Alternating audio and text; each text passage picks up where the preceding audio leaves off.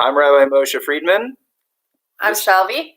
And we're going to be having a frank and lovely discussion, just husband and wife, talking with all of you about Pesach Seder. So Shalvie, maybe you want to speak a little bit about how we decided to kind of make the format here.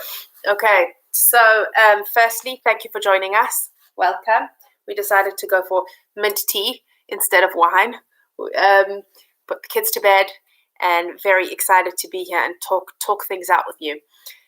So obviously we know that this Pesach is different from all other Pesachs. One of my managers said to me, I really hope we never have a Pesach like this ever again, which is fair enough.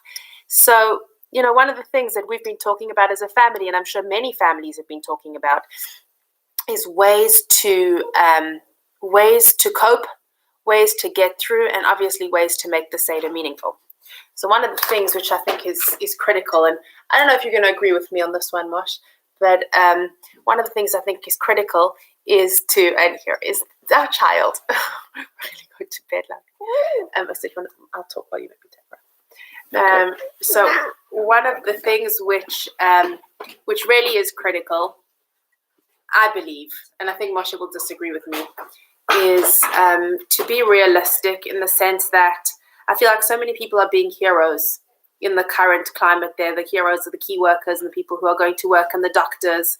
There are heroes who are, going totally out of their comfort zones and sharing inspiring stories, and super mums on Facebook who are sharing all these incredible things they're doing with their children, and people who are volunteering their time and who are, delivering food to the elderly and whatever.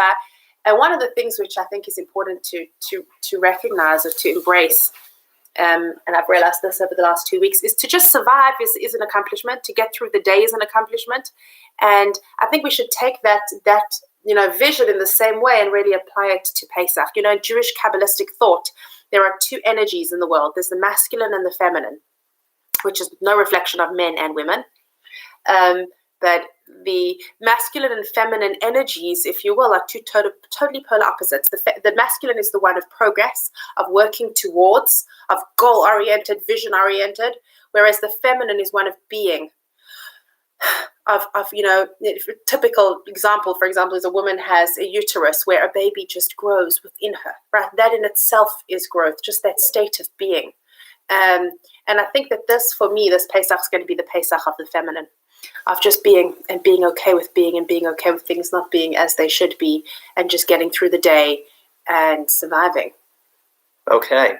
Well, I definitely agree that we have to set our sights realistically this Pesach, and there are going to be a lot of people out there who are either, number one, maybe have never run a Pesach Seder before, and maybe number two, people who might be totally alone for Pesach. So we definitely have to make sure that we have our goals realistic for this Pesach. But I think this also affords a special opportunity, and this is going to be where Shalvie and I's personalities will come out slightly differently, which is that whereas one way of looking at this year's Pesach Seder is, I hope we never have a Pesach like this again, and that may be true, but on the other hand, this affords us a unique opportunity, perhaps for those of us who are used to having to entertain 20 people at a Seder and trying to go for the lowest common denominator of how to make sure everybody is happy.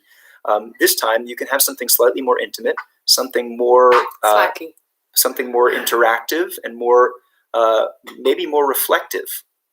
Whereas previously you had to, like you said, just go through the Seder. Maybe now some time where you can slow down and say, let's really ask some questions and just discuss. So hopefully what we'd like to do now is... Well, I would argue that is what I was saying in a sense, because again, if the masculinity is about the forward thinking and the femininity is about the being present, what you're describing is really being present, is stopping to absorb, stopping to kind of take in the Pesach experience, as opposed to trying to get to the end, get to the meal when, the relatives are hungry at the back of the table or whatever it is. I would say that's kind of what we're doing here. Works for me. But as far as progress is concerned, I think we should eventually get to actually talking about the Seder itself. Yeah. So perhaps what we'll do is go through the basic elements of the Haggadah, and Shalvie and I will be able to share some of our thoughts, both to what's going on currently, as well as in general ideas that really resonate with us and hopefully will resonate with you as well. Right, and I'm just going to again emphasize, this is not regular Pesach, and we're not trying to reenact Pesach.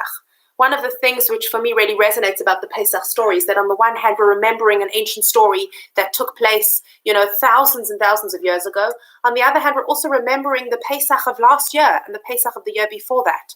We're living in this, Pesach is this dynamic between past, present, and future, where on the one hand, we're remembering the past, on the other hand, we're living in the present in order to create a future. And I think that recognizing that this Pesach is not about past Pesachs, and it really isn't this ideal, amazing, everything perfect lined up Pesach, and it's something maybe slightly different. I think that's quite empowering, because then you can go on a very different journey and maybe write this Pesach story totally differently to anything you've ever experienced, which is a tremendous opportunity if you see it that way, if you choose to see it that way. Okay, so where should we begin? Well, let's begin at the beginning. So would that be Kadesh? Yes. All right, so the first thing that we do, we sit down at the Seder and we make Kiddush. Now that's something that shows a lot of continuity from all the other holidays that we do. We make Kiddush. And this might be a good moment to speak about in general on a Friday night when we make Kiddush. What exactly are we doing other than just starting by wetting our palate and starting to get a little bit tipsy, the first thing that we do at the beginning of the night? And so there's a concept that Kiddush is the big vision. Before you want to start any journey, you have to know where you're going. If you want to plan, the trip up to Mount Everest, the first thing you have to know is, I want to make it to the top. After that, you can start figuring out when you're going to get to base camp and what equipment you need. But Kiddush is the grand vision. What are we here for? And the idea is that we want to think of something that's as inspiring as possible. So we're beginning with wine. So we're doing something that's going to excite us emotionally, get us involved, and whet our taste buds for the beginning of the Seder, and at the same time state our mission that what we're doing is we're trying to make this night totally connected. That's what ultimately Kiddush means. If any of you have ever been to a Jewish wedding, and the one guy turns to the girl and says, "You are mikudash li," you are made kadosh to me. What you're saying is we're totally connected now. So the idea is to get yourself in the right frame of mind, to be able to give yourself a good shot of wine to get yourself in the mood and to say, okay, I'm fully present, I'm fully here. But I think more than that also, it's a time to really, like you mentioned at the beginning, to focus on the words, to just stop and say, we say Kiddush all the time. We always say Kiddush. Like even if it's just the word Baruch atah Hashem Elokeinu, like words that we say constantly, continually, it's a time to focus and say, what does that mean? That we may be in isolation and we may be alone and far away from people we love, but we're referring to the creator of the universe, the Almighty in second person. And there's a certain presence in our homes on Pesach and on Shabbos and all the time, really, which we get to tap into and be comforted by in a profound way. Okay, great. Orchatz, what do you say? Okay, so washing hands, as we should all be very, very familiar with over the last couple of weeks. Washing hands is not a novelty. Nobody's going to be asking questions, why do we wash our hands so many times at the Seder? Not this year. Right, this year we're like, yeah, let's wash it. Let's do it. Where's the soap? My 1-year-old complains if we wash his hands without soap. He demands that we put soap on. So Orchatz is really, it's a funny word because vav, it means and. So it's not Kiddush, wash, it's Kiddush and wash. And none of the other words in the entire Seder night start with an and yet this one does. And perhaps one of the reasons is because really it's interlinked with Kadesh. It's almost not its own thing. Washing is very much connected to the Kiddush you make before. Because as Moshe said, once you have that big vision of, I want the world to be a better place. I want my life to be better. I want my own personality, whatever I'm struggling with. I've got that vision of the Kadesh. The first step is to go back and say, now we need to wash away the stuff, the germs, the stuff that's really holding us back.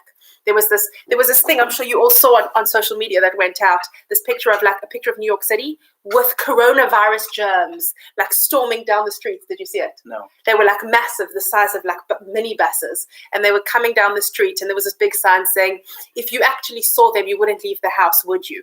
And I thought that's such a terrible thing to say, so terrifying. And so utterly overwhelming, because there's this impression of we will be defeated. It's like very much like the end of the world type. You see these movies with these like creatures who are coming down attacking you. Yeah. And I thought that's awful. That's horrible. That, yeah, we're fighting a battle against a germ that we can't see, and it's incredibly terrifying. But Urchat acknowledges the fact that we can wash away the stuff we don't want to be there. We can wash away the germs. We can get rid of it. It's not something which is insurmountable.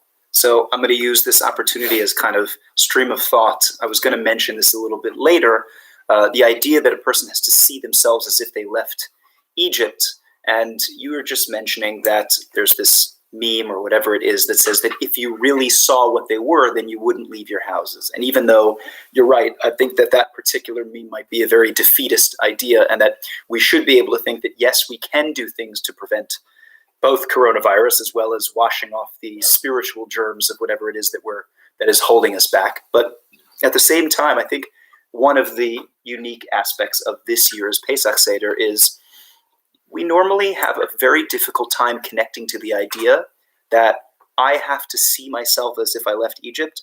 I have no idea what Egypt looks like. Most people have never even visited it. I don't know. Been there. Okay, you have been there. Yes, you were stranded once on a grounded airplane in Egypt. We don't really know what real, actual slavery looks like. There are so many things. I'm from Africa. Yeah. Okay. Fine. Fair enough. But there are so many things where it involves such a jumping into an absolute fantasy world to try to recreate the experience of leaving Egypt. And we say, oh, this is the matzah that we ate, and this is the bitter herbs, and we try to give a little bit of symbolism for how to get into the story, but in reality, most of it is imagination. But today, what do we live with? We live with a disease that essentially you have to imagine is real, because most of the time the symptoms don't even hit several days later. You can't see germs, you can't feel germs, you can't hear germs, and yet you have to act as if it's real. So everybody's walking around acting like there's something really in the air, and you really cannot cough on people.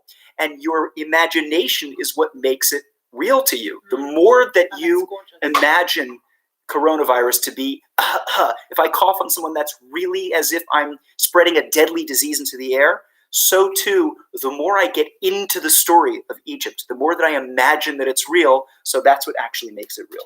Right, because essentially we're saying it's just like germs in the air, but you can't see them. My spiritual legacy and inheritance, which I celebrate on Passover, is something which it's tangible and it's there. I just can't see it, and it requires imagination to tap into. Cool. That's cool. All right. We will revisit coronavirus many times. Yeah. It's not going anywhere. I have something else to say when we come to the 10 plagues about coronavirus. All right. CarPass. Okay, CarPass. So CarPass is this vegetable which we eat, and we dip it in salt water to remember the tears. And just one small idea that to me resonates very deeply about Pesach and the world as it stands today. We're remembering tears, and we're drinking the salt water to remember the tears of the Jews in Egypt. But much more than that, I really think what we're trying to do is tap into the tears the Jews are crying, and people are crying all over the world. There are so many people who experienced a shiva, who sat shiva for someone for 7 days, and no one visited because we're not allowed to visit. And the people who were buried with very small funerals, and they're people who are in a lot of pain, who've lost relatives.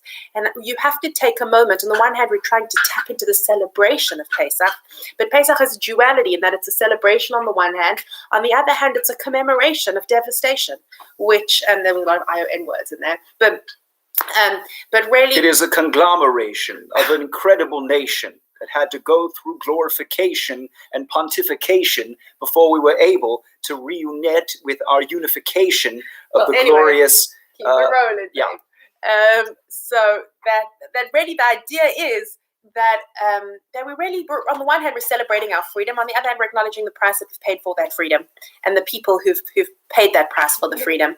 And I think that one of the things which the CarPass really connotes and really mentions is to say that there's people, we're going to cry, and that's also okay. And intermingled in that crying and that happiness is the sadness. The matzah is both the bread of our affliction, the bread of savory, and at the same time, the food of our freedom. We drink 4 cups of wine to celebrate freedom, and we drink marrow to remember the bitter herbs.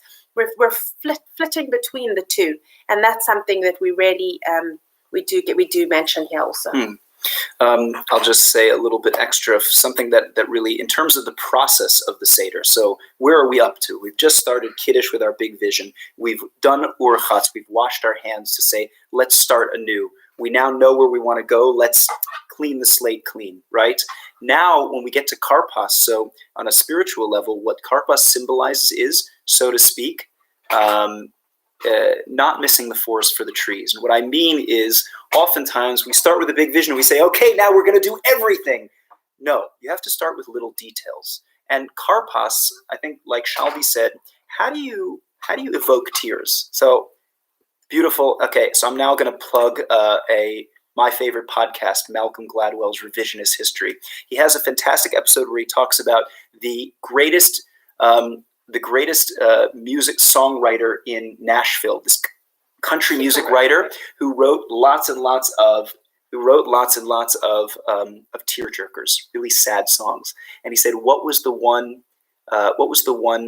thing that made his songs so emotional was the details in the songs. So a little tiny vegetable is something that we have to start focusing on. And that's what's going to evoke these tears, right? We always talk about, you can't cry for 6 million, but you can cry for Anne Frank. So the idea is the beginning of the Pesach Seder has to say, we're beginning with one small root, one small sprout, and we'll start from there, and we'll take one story and follow that through. That's awesome. And I guess that helps also in terms of small crowd, small people. There you go. You really can make this make this our story, like whoever's at the table, if it's 2 people, 1 person, 3 people, whatever it is, really making it about your own journey to freedom. Okay. Yachatz. We now split the middle matzah, and I'll say this briefly, but I think it's a very, very important. Which of us do you think prefers the sound of our own voice? I think we both like the sound of our own voice. We definitely both like the sound of our own voice. Yeah, but I prefer to just keep talking and pretend as if I'm, being very humble here. Okay, you're the person to reflect on the fact that we like the sound of our own voice. Okay, Yachatz. Okay, I think this is a real turning point in the Seder, and it's something that's deeply symbolic, but also very, very relevant and personal. And the idea is why do we break matzah? We take the matzah, we break it in half, we hide half of it, we don't see it until the end of the Seder, and at the end of the Seder, we go look for it and then put it back together. So there's a very, very deep idea, which is something that resonates and echoes throughout the entire Seder, which is the Seder is all about asking questions. What is the concept of a question? It's the ability to say, I don't know. It's the ability to say, I'm not whole yet. And so when we break the middle matzah, what we're saying is we're beginning our journey, a journey of questions and answers, a journey of finding something greater by admitting, breaking ourselves, so to speak, and saying, I'm not whole yet. I will be whole by the end of the night, but I have to start. The only way I can learn something is by admitting that I'm not there yet. And so the breaking of the middle matzah is an invitation for everyone to say, okay, let's get rid of all the assumptions we know. Even if we were wise people and knowing people and understanding people, we'd still have to ask these questions over again because there's always something new to learn. And I'll add something else. I think the night before, remember we did the bedikas chametz. We looked for chametz, and you go around the house and you look for the chametz. And people have this custom, which I think my husband finds is the most annoying family custom, which I have brought into our home, to hide pieces of matzah, and we make a whole map of the house. And we look for it, pieces of bread, pieces of chametz. And we make a map of the house, and we have the hiding team and the searching team and different teams, and it's a whole, party. Which, let's be honest, none of us have had parties for a very long time, so it's really something worth investing in. But the point that I was trying to make is that we hide the chametz and we go searching for the chametz, symbolizing the fact that if chametz represents all these negative things we don't want, whether it's ego, whether it's materialism, whatever it is that we want our chametz to symbolize this year, and I recommend you every year choose a specific thing you want chametz to represent, we recognize that it's something which is hidden in the nooks and crannies of our life and not something which is in our face. And if you want to find these negative personality traits, you have to go searching for them. But I think then in response to that, we start the Seder night also hiding something. And we say, yes, you're right, that some of our own personal worst enemies within us are hard to find and you have to go searching. But let's be honest, some of our greatest treasures and the things which really, show us as the greatest people are also not within our reach. Often we don't even realize them, like Jahari's window, right? So there's the, remember him? That No. dude? Didn't you study psychology at some point? There's that window. Remember Johari's window? It's like this grid of like the 4 different things. There's parts of your personality you know, and parts of your personality you don't know, and parts of people know, and parts of people, whatever. You can look it up. The point is that I think often we think of the parts of our personality that we're more conscious of are often the negative. Well, that was the part of you that I didn't know. Johari's window. Right. And the parts of our personality that we are most conscious of are often the negative. So I think we start the Seder night saying we're a lot better than we think we are. And we shouldn't focus too much on the negative, especially in these, crazy times. You get through the day and often fall asleep thinking about the time we wasted or the conversations we didn't have or the tempers that we lost.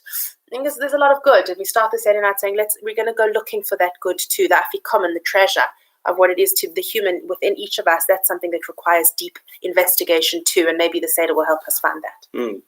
And of course, what goes along with that is that the afikomen is the bigger piece, right? So we're looking for the good. We're looking for the part of us that's even more whole than what we previously did not have. Okay, so now moving along, we now begin with the Magid section, the whole part of the telling of the story of Egypt.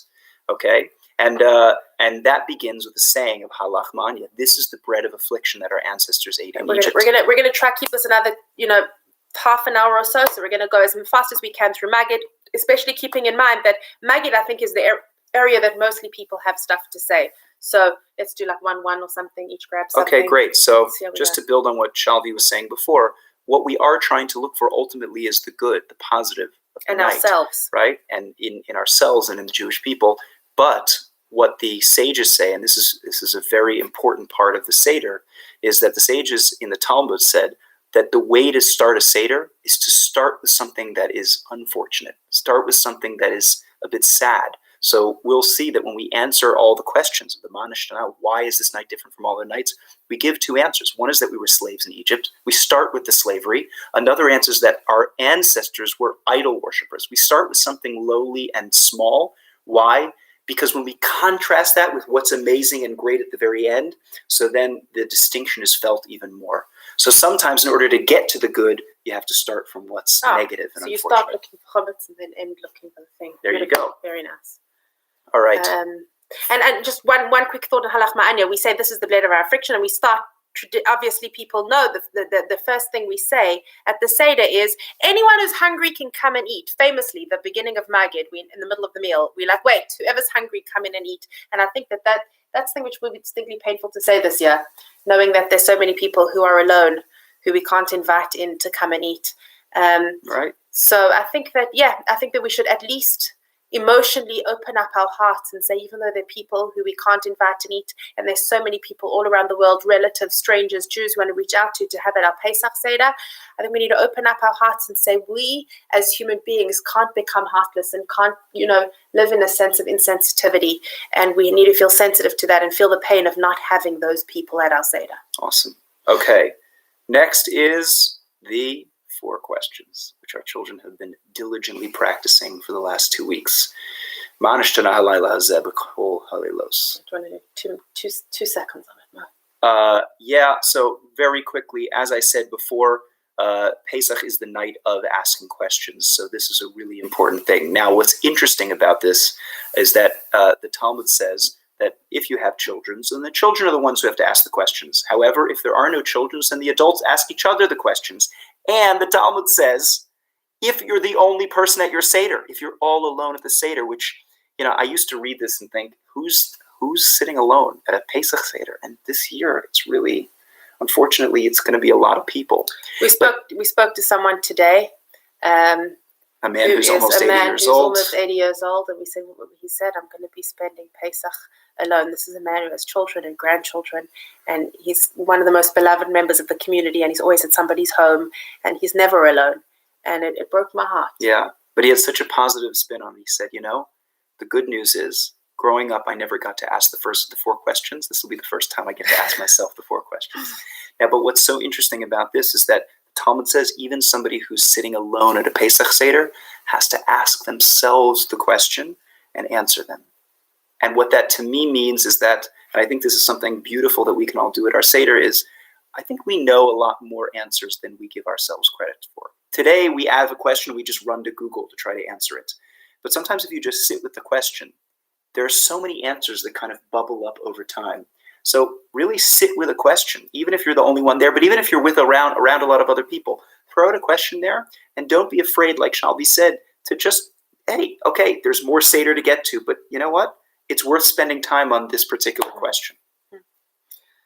Okay, the next one is we were slaves in Egypt. And we were slaves in Egypt. Moshe mentioned how difficult it is to tap into, understand. But the word Mitzrayim is also connected to the word Meitzarim, which means... The word Mitzrayim means Egypt. The word Mitzrayim, Egypt, is connected to the word Meitzarim, which means confined places or constriction. And we all understand that feeling of constriction now, perhaps more than ever, of those areas in our life that we are so constricted, we can't move, we can't get out of. The Midrash tells us that no one ever escaped, no slave ever escaped Egypt, and the helplessness that the Jewish people felt, helplessness and hopelessness, in trying to escape, thinking we'll never get out. And that's something we're all familiar with, whether it's when you wake up in the morning, you're like, my diet will start today, and then you look in the fridge and then you know, we're never going to get out of this. Or if it's exercise, or if it's bad habits, or whatever it is. But I have a friend who's a nutritionist who said to me, your diet always starts the day before. What she means is that you've got to plan it from the beginning. And we were slaves in Egypt, but as we said, unless you start with the Kaddish, unless you start with the vision of how to get out of slavery, you're never going to get out of slavery. Beautiful. Okay. Then it talks about the story of these 5 rabbis, Rabbi Gamliel and Rabbi Elazar ben Arazariah and Rabbi Akiva and Rabbi Tarfon, etc., who were sitting up all night telling the story of the exodus of Egypt until their students come in the morning and say, oh, by the way, it's time to say the Shema. You've spent the entire night talking about Egypt. And I think this is just a carry-on of what the Haggadah says previously, which is that whoever adds on and whoever goes more deeply into the story and proliferates more and more and more ideas about the story. He did it in SATs. Right. Well, that's almost actually the wrong use of the word. To proliferate. Yeah. Okay. Proliferate. To perseverate. Right. Perseverate. Okay. The more that you add on, and the more you extrapolate the story of the exodus from Egypt, the more praiseworthy that you are. So much so that these rabbis would spend all night talking about the stories of Egypt. And I think this goes to what we were talking about before, which is that the language of the emotion, the way to spark ourselves and to really feel like we're there, is not just alcohol, although that definitely helps. It definitely helps. But the language of the emotion is vivid, imaginative detail. The more detailed imagery that we tell ourselves, the more it's possible. So one of my teachers said to me the day before my wedding, he said, if you want to remember your wedding, truly remember your wedding, remember the details. What did the flowers look like? What did your mother's dress look like? Right? What did it feel like under the chuppah? You weren't looking at your mother's dress, darling. Yeah, okay, fair enough. But I was trying to, but that's the thing, is the things that you would seem to be almost frivolous and unnecessary, look at those as well. Think about, what does it mean to be, a Jew who's walking down the street and watches an Egyptian being chased by 500 frogs? Like, what would you be thinking in your head at that moment? That would be something that you could really tangibly grab onto and be like, wow, that's a really weird moment in the story of the Exodus from Egypt. And I'll say more, and maybe I was going to say it's the 10 plagues, but I think this is a good prime time to say it, is that the 10 plagues is something which is so foreign to us. I think in the year 2020, we understand the 10 plagues much better than we did in 2019. What do I mean? We understand what happens when there's this terrifying plague which is rampant through an entire country. It destroys the economy. People are dying. No one feels safe. Everybody is, running for shelter. Often we think of it in very, very pediatric terms, in the sense that when we were little kids, we imagined the Egyptians crying and drinking blood, and the Jews happy drinking water, and the Egyptians crying with the frogs, and the Jews happy without the frogs. These two polarized opposites of very, as I said, pediatric, the good guys and the bad guys. But it really wasn't like that. It was terrifying. In the plague of darkness, 4/5 of the Jewish population died. 4/5 to 80% of the Jewish population died, because they were not meritorious, didn't deserve to leave Egypt and to go into the land of Israel. And you can imagine how scary that is. That's terrifying. The Jews have just buried 80% of their population. The Egyptians around them are dying. Everybody's terrified. The animals are dead. The economy is broken. You can see a lot of parallels, right? And finally, you get to the plague of the death of the firstborn, and the Maharal famously says that the Jews weren't actually safe from the plague of the firstborn. That's why they had to stay in their houses and close the doors and put blood on the doorposts. Otherwise, they too would have been held victim to this 10th plague. And for me, that really is something that'll be so easy to tap into this year when we talk about the Exodus, to talk about the chaos, and talk about the panic and the hysteria and the broken economy. The four sons. Can I do the four sons? Yeah, go ahead. Do the Sorry, four sons. I'll do the four sons. No, it's fine. I know everyone knows a lot about the four sons, and we've spoken a lot about the four sons, and I'm sure you've read lots about the four sons, but I will say one thing, which is that there aren't four sons, that really there are five sons. There is a fifth son at the Seder, and every year I always thought of the fifth son as the son who doesn't come, the son who is so disillusioned and so far away and so disconnected that not only does that son not know how to ask the questions, he doesn't even show up. And then someone told me something this year that totally changed my perspective. She said, I'll tell you who the fifth son is. Anyone who's ever had the merit, and I mean it, had the merit to go to Poland and to see the many difficult places that our forefathers had walked, to talk about slaves in Egypt, who were slaves in many, many camps throughout Eastern Europe and throughout Poland. And then one of the hardest places you can go to, there is a children's mass grave just outside of Krakow. And you go there and it's a very difficult place. It's a place that never leaves you and you never leave it. And it sits in your heart always. Think about it when I light Shabbos candles. I think about it before Yom Kippur. And you stand there and you talk about the children's mass grave, these children who died there, and you say Kaddish, light a Yortzeit candle. And then you have one of the hardest moments of your entire life when you turn your back on those children and you leave. And one of the things we should think about at the Seder is not just the fifth son, the child who never got to come to the Pesach Seder, but think about their children and their children's children who never were and could never be, and didn't celebrate Pesach with us.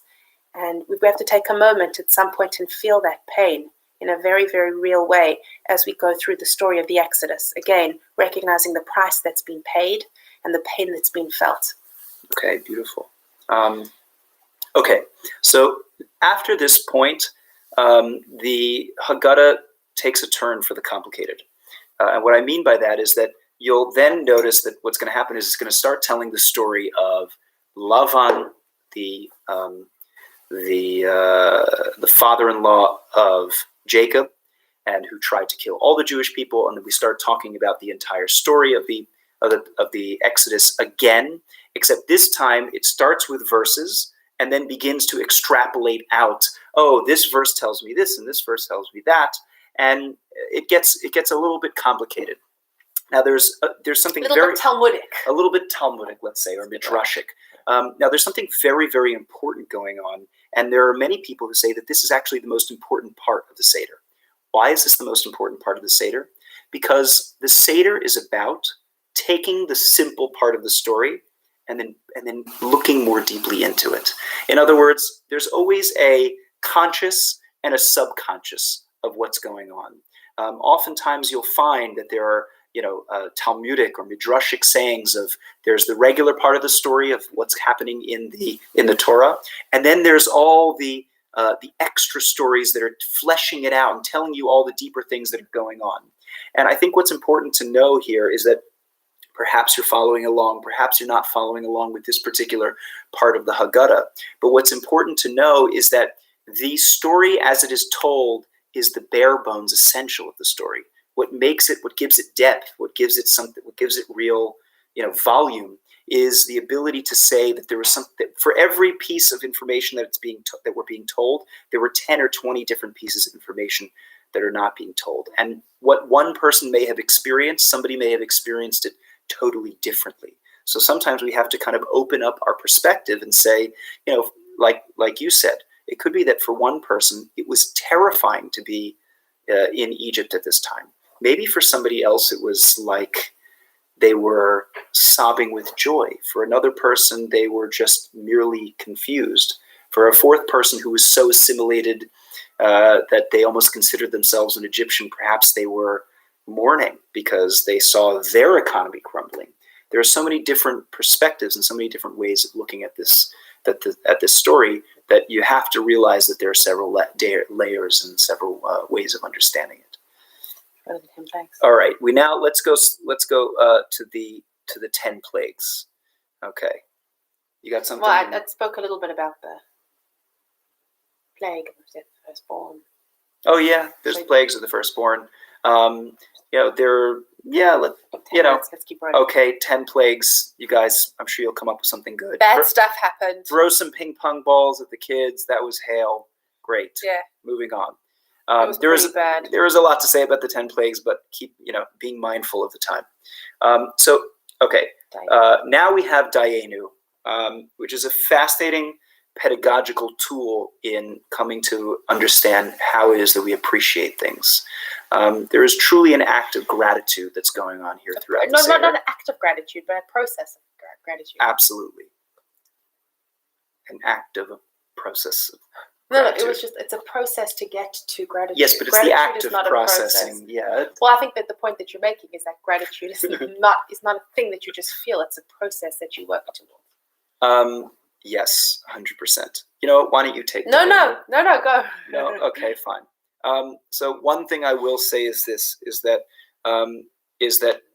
part of the way I've mentioned this before, but you'll notice that something that's true comes up over and over again, which is that the way that we really come to appreciate things is through contrast. We had a student once who was from Chicago, Illinois. Now, Chicago, Illinois gets in the winter to something like below 20 Fahrenheit, which I'm not even sure what that is in Celsius, but that is extremely frigid.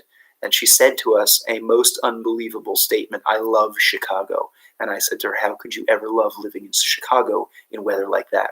And she said to me, "It's because it makes the coffee taste so good."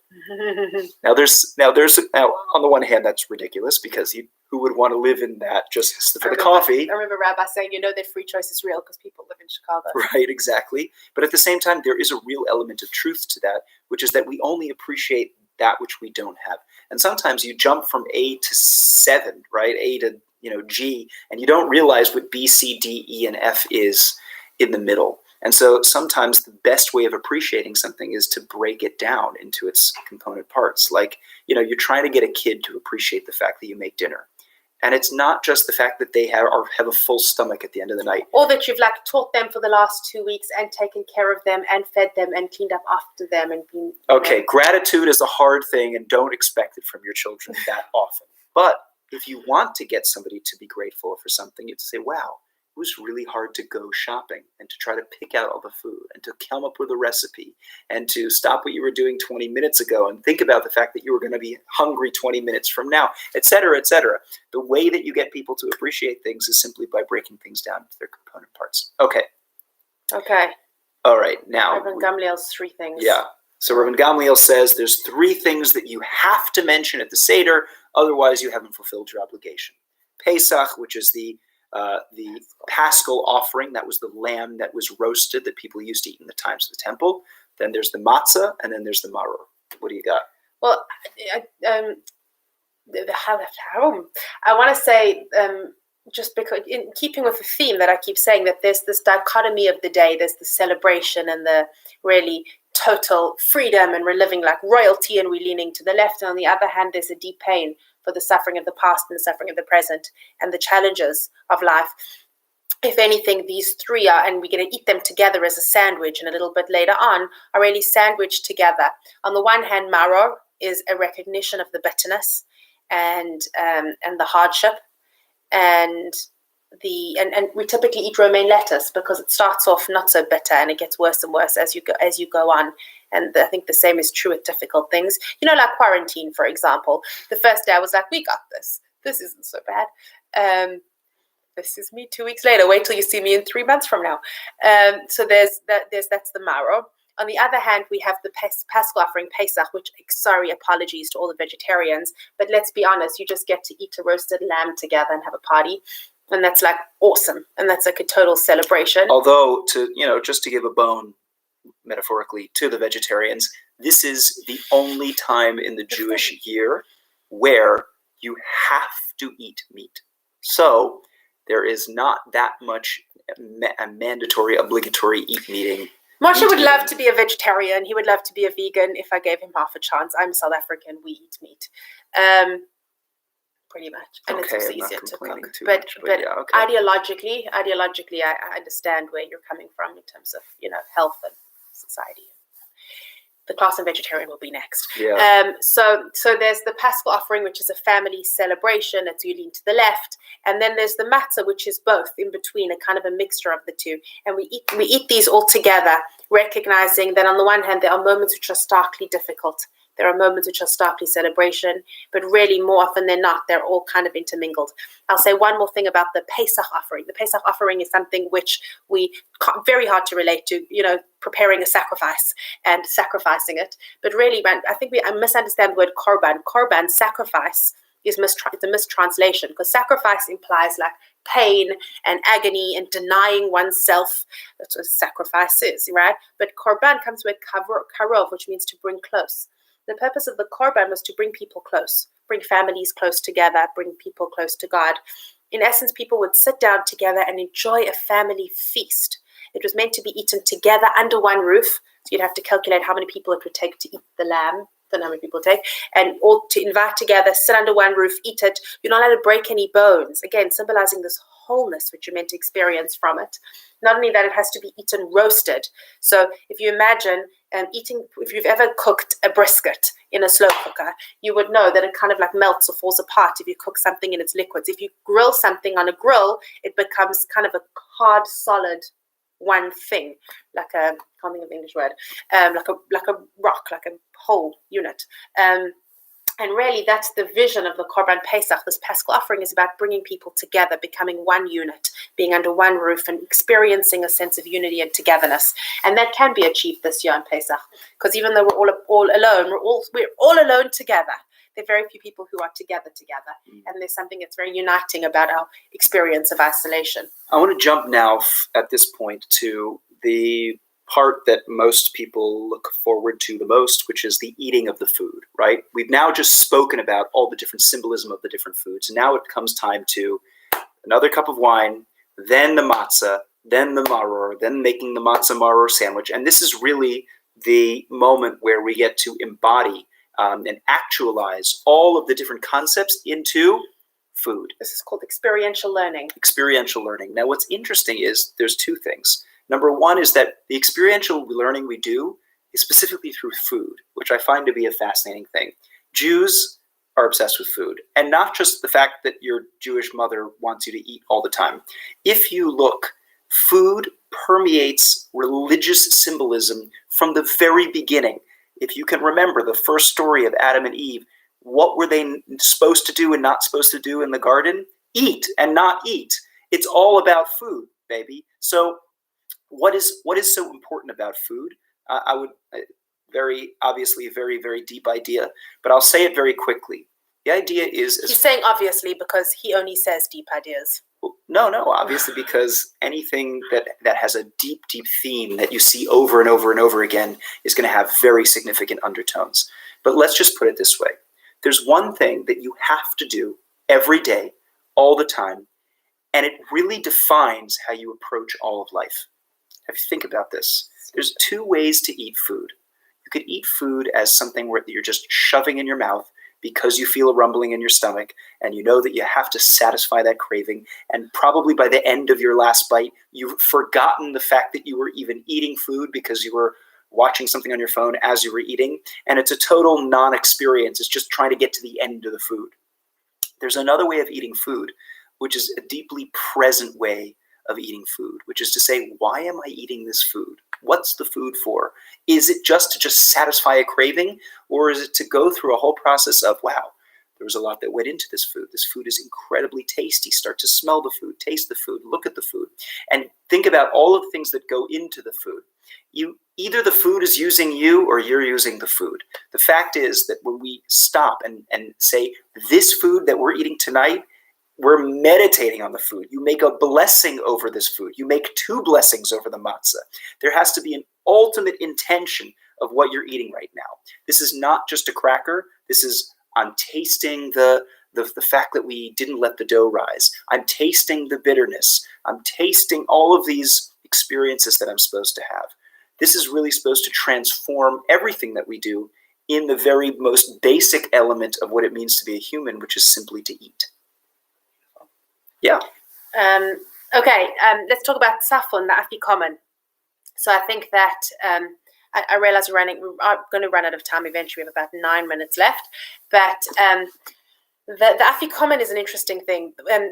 We have this custom to eat a final piece of matzah to commemorate the fact that one was not allowed to eat after eating the Korban Pesach. So after the sacrificial offering, you weren't allowed to eat afikoman, which is an Aramaic word for dessert. So to remember the fact that you weren't allowed dessert during the temple times when you ate the Paschal offering, we eat a piece of matzah today and call it afikoman dessert. It's a bit convoluted, but the thing which is so interesting to me is that if you go back to the 4 sons at the beginning, the Chacham, the wise son, comes into the room, and it's interesting to note, though he's called a wise son, he's not called a righteous son. He's not a tzaddik, he's a wise guy. And he comes in and he asks, what are the laws and the, I taught my 4-year-olds to do different actions for each of the sons. So the wise son does this, right? He goes, what are the laws and the statutes and the different parts of this, the sacrificial offering, or of the Seder night, what's it all about? And the Haggadah tells you should teach him the laws that you can't eat after the Afikoman, which is the law we just spoke about now. Which is interesting because it doesn't quote a Torah verse. In all the other sons, it gives you a Torah verse as an answer, whereas when it comes to the wise son, you don't give him a verse, you give him an oral Torah verse. And perhaps the understanding is that if someone comes with wisdom, whether his wisdom is based in righteousness or based in arrogance, whatever the reason is, if someone comes with intelligence and asks you a question, if you want to engage with a wise person, you have to engage with them intellectually. And you give them all the details, and you teach them all the laws, and you teach them all of the details and all the things, right? So we teach them not just the written Torah, but even the oral Torah. And not just the oral Torah, but even all the way until the Afikoman. And why until the Afikoman? Because immediately following the Afikoman, we come to Barech and Hallel, blessing God and praising God. And we hope that the wise son, the wise guy, will pick up on the fact that you're engaging with him and you're talking to him with an understanding that hopefully he'll come naturally to a recognition that the details and the concepts are so satisfying and filling, and the food is so satisfying and filling to him that he will naturally come to a level of awareness and gratitude at the end. Awesome.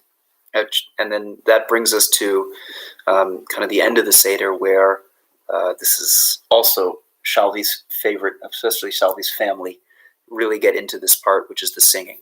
And I think it's something that if you can stay up to this part in the Seder and you still have energy, this is it's the whole investment is worth it if you can make it to the singing, because the singing is what makes it so real and so beautiful. Sometimes something is there's just a beautiful, beautiful custom. It's something that Jews do. It's almost instinctive. Somebody gets up and says a Devar Torah. They say a beautiful word of Torah, and there's this kind of lingering in the air. As soon as the person finishes speaking, there's really nothing that you can say. They've said a beautiful, perhaps mind-blowing idea. What can you say to that? Good. Let's talk about the sports game. No. Let's bench. Yeah. What do you do immediately after somebody says something deep and enlightening and inspiring? You sing. Why? Because singing is joy embodied. It's the ability to take an idea and say, this is more than just words, this is song. This is more than just a piece of prose where you're saying an idea. Song is something that's supposed to take the words and ignite your emotions. And so that's kind of what we have to end the Seder with, is beautiful singing. And one step further, singing is something which everyone can do together. If I'm talking while you're talking, then you can't hear either of us, which happens a lot. But if we sing together, then there's the harmonies and there's the right, and everybody comes together, and it's again a unifying experience of everybody kind of celebrating the Seder together. That's awesome. And so that, I guess, brings us to the end, which is that if the whole idea of Pesach is about unity, right? Whoever's hungry, come, bring them in, let them eat, let us share this together. Of course, one of the important things that we forget is that Pesach is the celebration of the creation of the Jewish people. This is the national story of our beginning. And so if we don't have a cognizance of the fact that we are part of a nation, we're part of a one unity of a nation. So then it's all for naught. And that's something that perhaps is all the more painful now that people are separated, but it's something that even if you're with your respective families every other year, you can be with a family unit, but you still have to be aware that you're part of a greater Jewish people. That's beautiful, Moshe. So every year you really have to put in the work to say, I'm not just singing with myself, and I'm not just singing with my family. I'm singing with the entire Jewish people.